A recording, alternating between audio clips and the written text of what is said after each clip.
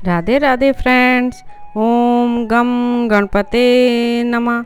ओम नमो भगवते वासुदेवाय।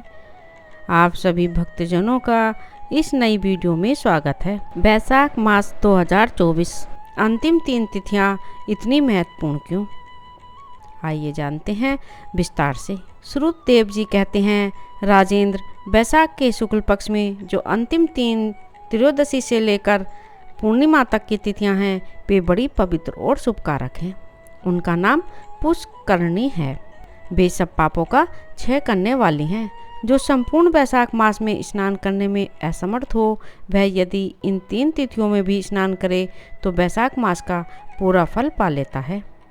पूर्व काल में बैसाख मास की एकादशी तिथि को शुभ अमृत प्रकट हुआ। द्वादशी को भगवान विष्णु ने उसकी रक्षा की। त्रयोदशी को उन श्री हरि ने देवताओं को सुधापान कराया। चतुर्दशी को देव विरोधी दैत्यों का संहार किया और पूर्णिमा के दिन समस्त देवताओं को उनका साम्राज्य प्राप्त हो गया। इसलिए देवताओं ने संतुष्ट होकर इन 3 तिथियों को वर दिया। बैसाख मास की ये 3 शुभ तिथियां मनुष्य के पापों को नाश करने वाली तथा उन्हें पुत्र पौत्रादि फल देने वाली हों। जो मनुष्य इस संपूर्ण मास में स्नान न कर सका हो, वह इन तिथियों में स्नान कर लेने पर पूर्ण फल को ही पाता है। बैसाख मास में लौकिक कामनाओं का नियमन करने पर मनुष्य निश्चय ही भगवान विष्णु का सायुज्य प्राप्त कर लेता है। महीने भर नियम को निभाने में असमर्थ मानव यदि उक्त 3 दिन भी कामनाओं का संयम कर सके तो उतने से ही पूर्ण फल को पाकर भगवान विष्णु के धाम में आनंद का अनुभव करता है। इस प्रकार वर देकर देवता अपने धाम को चले गए। अतः पुष्करणी नाम से प्रसिद्ध अंतिम 3 तिथियां पुण्यदायिनी, समस्त पाप राशि का नाश करने वाली तथा पुत्र पौत्र को बढ़ाने वाली हैं। जो बैसाख मास में अंतिम 3 दिन गीता का पाठ करता है, उसे प्रतिदिन अश्वमेध यज्ञ का फल मिलता है। जो उक्त तीनों दिन विष्णु सहस्रनाम का पाठ करता है, उसके पुण्य फल का वर्णन करने में इस भूलोक तथा स्वर्लोक में कौन समर्थ है। पूर्णिमा को सहस्रनामों के द्वारा भगवान मधुसूदन को दूध से नहलाकर मनुष्य पापहीन वैकुंठ धाम में जाता है। बैसाख मास में प्रतिदिन भागवत के आधे या चौथाई श्लोक का पाठ करने वाला मनुष्य ब्रह्म भाव को प्राप्त होता है। जो बैसाख के अंतिम 3 दिनों में भागवत शास्त्र का श्रवण करता है, वह जल से कमल के पत्ते की भांति कभी पापों से लिप्त नहीं होता है। उक्त तीनों दिनों के सेवन से कितने ही मनुष्य ने देवत्व प्राप्त कर लिया है, कितने ही सिद्ध हो गए हैं और कितनों ने ब्रह्म तत्व को पा लिया है।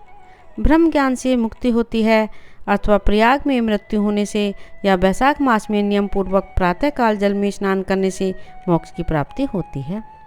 इसलिए बैसाख के अंतिम 3 दिनों में स्नान, दान और भगवत पूजन आदि अवश्य करना चाहिए।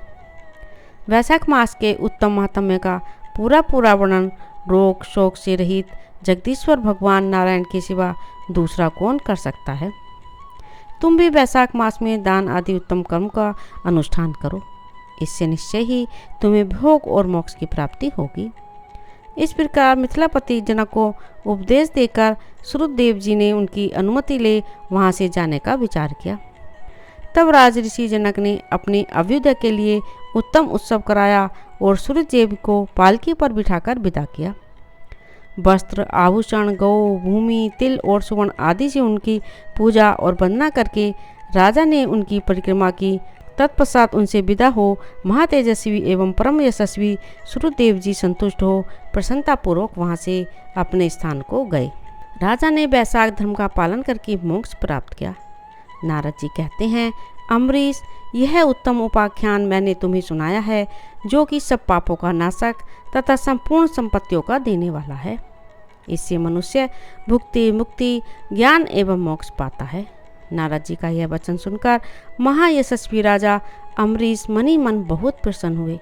उन्होंने बाह्य जगत के व्यापारों से निवृत्त होकर मुनि को साष्टांग प्रणाम किया और अपनी संपूर्ण वैभव से उनकी पूजा की। तत्पश्चात उनसे विदा लेकर देव ऋषि नारद जी दूसरे लोक में चले गए। क्योंकि दक्ष प्रजापति के हिसाब से वे एक स्थान पर नहीं ठहर सकते। राजऋषि अम्बरीश भी नारद जी के बताए हुए सब धर्मों का अनुष्ठान करके निर्गुण परम ब्रह्म परमात्मा में विलीन हो गए। जो यह पापनाशक एवं पुण्यवर्धक उपाख्यान को सुनता है अथवा पढ़ता है वह परम गति को प्राप्त होता है। राधे राधे। ओम नमो भगवते वासुदेवाय। जिसने अभी तक इस चैनल को सब्सक्राइब नहीं किया है प्लीज़ सब्सक्राइब करें, प्लीज़ ज़्यादा से ज़्यादा शेयर करें, लाइक करें, कमेंट करें। राधे राधे। धन्यवाद।